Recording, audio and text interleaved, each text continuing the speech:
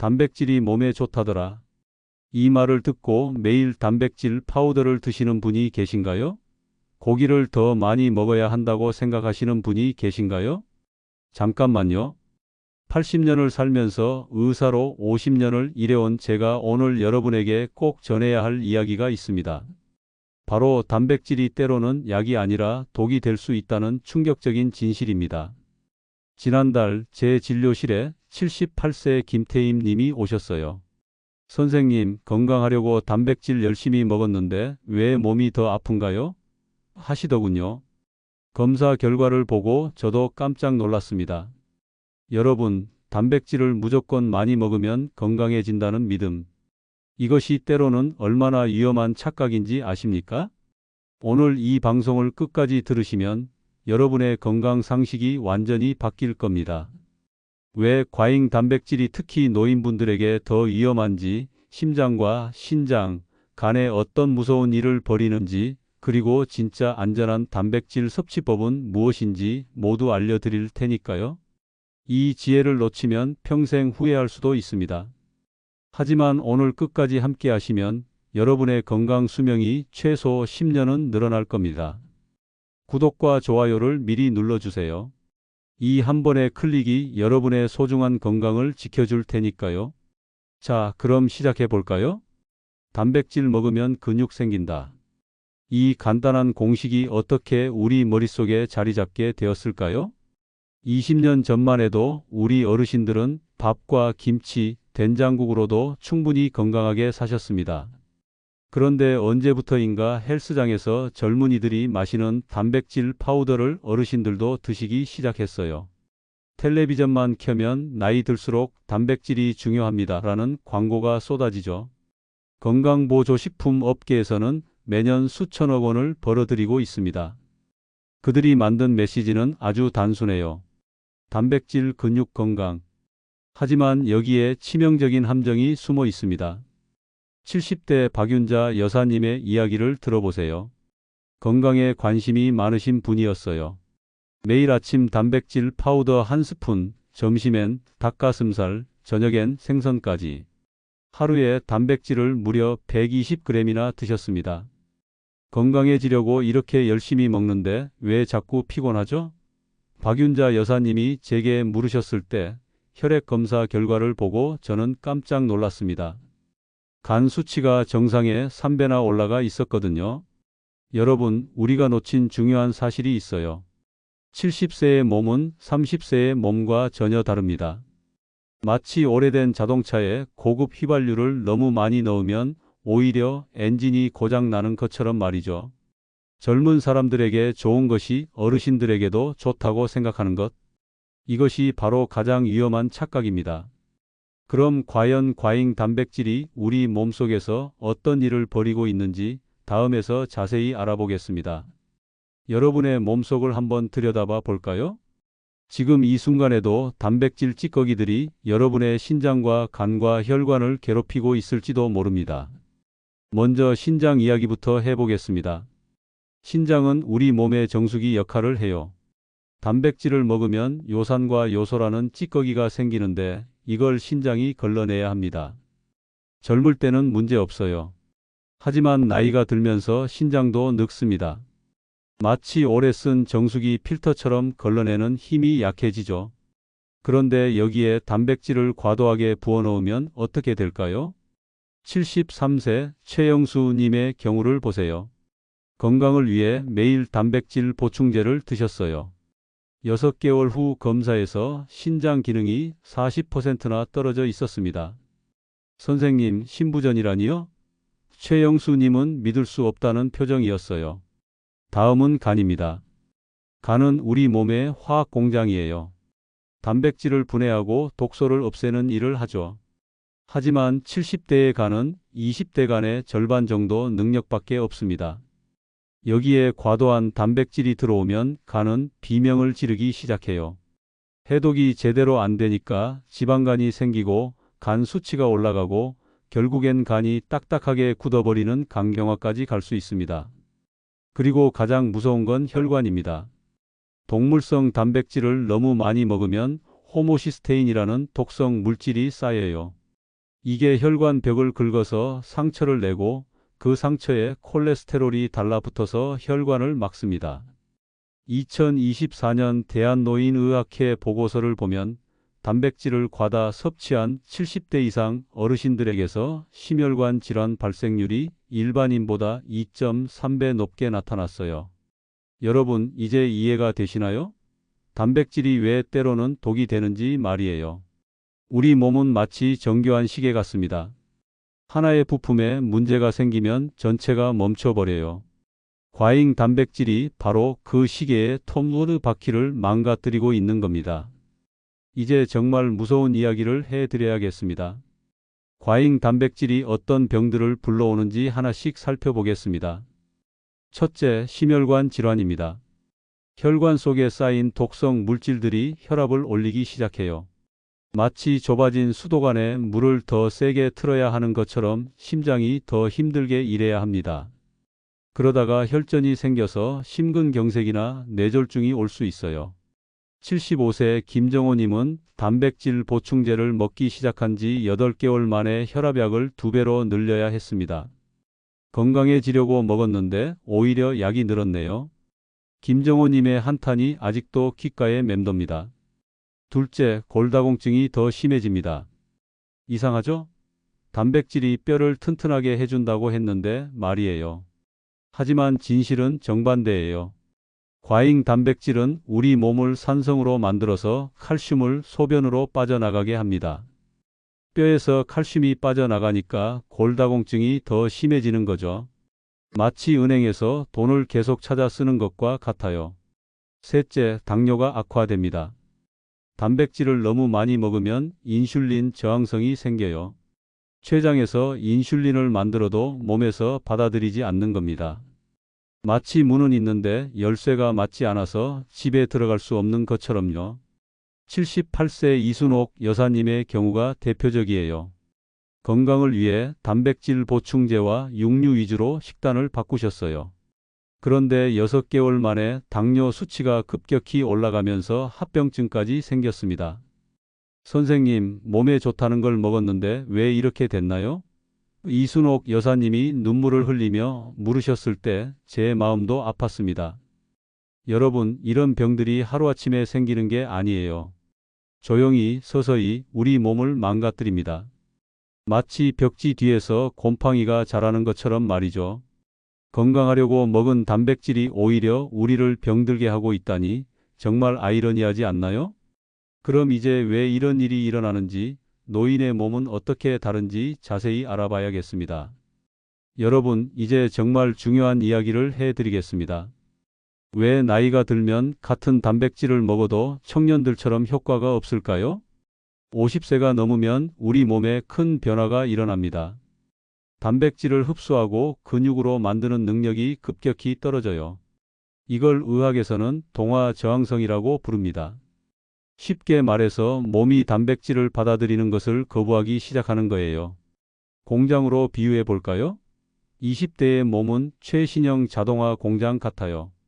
원료가 들어오면 척척 제품을 만들어냅니다. 하지만 70대의 몸은 낡은 수동 공장 같죠. 같은 원료가 들어와도 절반도 제대로 만들지 못해요. 그런데 여기서 문제가 생깁니다. 제대로 처리되지 못한 단백질 찌꺼기들이 공장 안에 쌓이기 시작해요. 이게 바로 독성 물질이 되는 거죠. 69세 박관수님의 이야기를 들어보세요. 운동을 시작하면서 젊은 사람들과 똑같이 단백질 파우더를 드셨어요. 나도 젊은이들처럼 근육을 키울 거야 하시면서 말이죠. 3개월 후 근육은 별로 늘지 않았는데 몸만 무겁고 피곤해졌다고 하시더군요. 검사해 보니 혈액 속에 단백질 대사 찌꺼기가 가득했어요. 여러분, 이제 이해가 되시나요? 청년은 단백질 100g을 먹으면 80g을 활용할 수 있어요. 하지만 70대는 100g을 먹어도 30g밖에 못 써요. 나머지 70g은 어디로 갈까요? 바로 독이 되어서 우리 몸을 괴롭히는 거예요. 그럼 많이 먹으면 되겠네라고 생각하시겠지만 그게 바로 함정입니다. 많이 먹을수록 독성 물질만 더 쌓이게 되거든요. 마치 작은 그릇에 물을 계속 붓는 것과 같아요. 넘친 물은 바닥에 흘러서 집을 망가뜨리겠죠. 그래서 나이가 들수록 많이가 아니라 올바르게 먹어야 하는 겁니다. 우리 몸의 변화를 인정하고 그에 맞는 방법을 찾아야 해요. 억지로 젊은 시절로 돌아가려 하면 오히려 몸만 망가집니다. 그럼 과연 어떻게 먹어야 안전할까요? 지금부터 그 비밀을 알려드리겠습니다. 드디어 여러분이 가장 궁금해하시는 이야기입니다. 그럼 도대체 얼마나 먹어야 할까요? 노인분들에게 권하는 안전한 단백질 섭취량은 체중 1kg당 0.8g에서 1g입니다. 만약 여러분이 60kg이시라면 하루에 48g에서 60g 정도면 충분해요. 그게 얼마나 되는 건가요? 하고 물으실 텐데 계란 한 개에 6g, 두부 한 모에 20g 정도 들어있어요. 생각보다 많지 않죠? 하지만 양보다 더 중요한 건 질입니다. 고품질 단백질을 선택하세요. 기름기가 적고 소금이 적게 들어간 것 말이에요. 닭 가슴살보다는 생선, 소고기보다는 콩류가 더 안전합니다. 그리고 황금 비율이 있어요. 동물성 단백질 40%, 식물성 단백질 60%. 이 비율을 맞추시면 몸에 부담을 주지 않으면서도 필요한 영양소를 다 얻을 수 있어요. 구체적인 식단 예시를 들어볼게요. 아침에는 계란 한 개와 두부 반 모를 드세요. 이렇게 하면 약 16g의 단백질을 얻을 수 있어요. 점심에는 생선 한 토막과 콩나물이나 콩 요리를 함께 드시면 20g 정도 됩니다. 저녁에는 채소 위주로 드시되 두유 한 잔 정도 마시시면 8g 추가로 얻을 수 있어요. 이렇게 하면 하루 총 44g에서 50g 정도 되는데 이게 딱 적당한 양이에요. 72세 한영자 여사님은 이 방법으로 식단을 바꾸신 후 3개월 만에 완전히 달라지셨어요. 선생님, 몸이 이렇게 가벼울 수 있나요? 하시더군요. 혈압도 정상으로 돌아오고 간 수치도 좋아졌습니다. 여러분 기억하세요. 단백질은 우리 몸에 꼭 필요한 영양소지만 적당히 먹어야 약이 됩니다. 너무 많이 먹으면 독이 되고요. 마치 소금과 같아요. 적당히 넣으면 음식이 맛있어지지만 너무 많이 넣으면 먹을 수 없게 되잖아요. 그런데 단백질을 제대로 흡수하려면 먹는 방법도 중요합니다. 어떻게 먹어야 하는지, 언제 먹어야 하는지도 알아야 해요. 이제 정말 실용적인 이야기를 해드리겠습니다. 단백질을 제대로 흡수하는 4가지 비밀을 알려드릴게요. 첫째, 타이밍입니다. 한 번에 몰아서 드시면 안 돼요. 우리 몸은 한 번에 20g에서 25g 정도밖에 처리할 수 없거든요. 마치 작은 입구로 물을 부을 때 천천히 부어야 넘치지 않는 것처럼 말이에요. 아침, 점심, 저녁으로 나누어서 조금씩 드세요.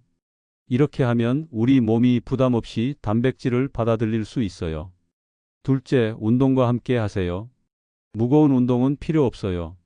가벼운 스쿼트나 팔굽혀펴기 아니면 산책 정도면 충분합니다. 운동을 하고 30분 이내에 단백질을 조금 드시면 흡수율이 2배나 좋아져요. 74세 김영호님은 매일 아침 20분씩 걷기 운동을 하신 후에 계란과 두유를 드셨어요. 3개월 후에 근육량이 눈에 띄게 늘어나셨더군요. 선생님, 이렇게 간단한 방법이 있었다니 진작 알았으면 좋았을 텐데요. 셋째, 도우미 영양소들과 함께 드세요. 단백질 혼자서는 일을 제대로 못해요. 비타민 C, 아연, 마그네슘 같은 도우미들이 필요하거든요. 오렌지나 키위 같은 비타민 C가 많은 과일을 함께 드시고 견과류나 씨알류로 아연과 마그네슘을 보충하세요. 이렇게 하면 단백질이 우리 몸에서 훨씬 잘 일할 수 있어요. 마치 요리할 때 주재료만으로는 맛있는 음식이 안 되고 양념이 있어야 제맛이 나는 것처럼 말이에요. 넷째, 물을 충분히 마시세요. 하루에 최소 1.5리터는 마셔야 해요. 단백질을 처리하고 나면 찌꺼기가 생기는데 이걸 소변으로 내보내려면 물이 많이 필요하거든요. 물이 부족하면 독성 물질들이 몸속에 쌓여서 신장과 간을 괴롭히게 됩니다. 마치 화장실 물을 안 내리면 더러워지는 것처럼요. 특히 아침에 일어나자마자 물 한 잔, 식사 전후로 물 한 잔씩 마시는 습관을 들이시면 좋아요. 77세 조정숙 여사님은 이 네 가지를 모두 실천하셨어요. 6개월 후 건강검진에서 의사 선생님이 나이에 비해 정말 건강하시네요 라고 하셨다더군요. 여러분도 하나씩 실천해 보세요. 어려운 게 아니에요. 조금만 신경 쓰면 누구나 할 수 있는 일들입니다. 이 작은 변화들이 여러분의 10년 후 건강을 완전히 바꿔 놓을 겁니다. 이제 정말 실용적인 이야기를 해드리겠습니다. 단백질을 제대로 흡수하는 4가지 비밀을 알려드릴게요. 첫째, 타이밍입니다. 한 번에 몰아서 드시면 안 돼요. 우리 몸은 한 번에 20g에서 25g 정도밖에 처리할 수 없거든요. 마치 작은 입구로 물을 부을 때 천천히 부어야 넘치지 않는 것처럼 말이에요. 아침, 점심, 저녁으로 나누어서 조금씩 드세요. 이렇게 하면 우리 몸이 부담 없이 단백질을 받아들일 수 있어요. 둘째, 운동과 함께 하세요. 무거운 운동은 필요 없어요. 가벼운 스쿼트나 팔굽혀펴기 아니면 산책 정도면 충분합니다. 운동을 하고 30분 이내에 단백질을 조금 드시면 흡수율이 2배나 좋아져요. 74세 김영호님은 매일 아침 20분씩 걷기 운동을 하신 후에 계란과 두유를 드셨어요. 3개월 후에 근육량이 눈에 띄게 늘어나셨더군요. 선생님, 이렇게 간단한 방법이 있었다니 진작 알았으면 좋았을 텐데요. 셋째, 도우미 영양소들과 함께 드세요. 단백질 혼자서는 일을 제대로 못해요. 비타민 C, 아연, 마그네슘 같은 도우미들이 필요하거든요. 오렌지나 키위 같은 비타민 C가 많은 과일을 함께 드시고 견과류나 씨알류로 아연과 마그네슘을 보충하세요. 이렇게 하면 단백질이 우리 몸에서 훨씬 잘 일할 수 있어요. 마치 요리할 때 주재료만으로는 맛있는 음식이 안 되고 양념이 있어야 제맛이 나는 것처럼 말이에요. 넷째, 물을 충분히 마시세요. 하루에 최소 1.5리터는 마셔야 해요. 단백질을 처리하고 나면 찌꺼기가 생기는데 이걸 소변으로 내보내려면 물이 많이 필요하거든요. 물이 부족하면 독성 물질들이 몸속에 쌓여서 신장과 간을 괴롭히게 됩니다. 마치 화장실 물을 안 내리면 더러워지는 것처럼요. 특히 아침에 일어나자마자 물 한 잔, 식사 전후로 물 한 잔씩 마시는 습관을 들이시면 좋아요. 77세 조정숙 여사님은 이 4가지를 모두 실천하셨어요.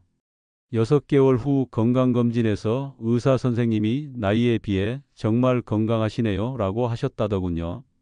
여러분도 하나씩 실천해 보세요. 어려운 게 아니에요. 조금만 신경 쓰면 누구나 할 수 있는 일들입니다. 이 작은 변화들이 여러분의 10년 후 건강을 완전히 바꿔 놓을 겁니다.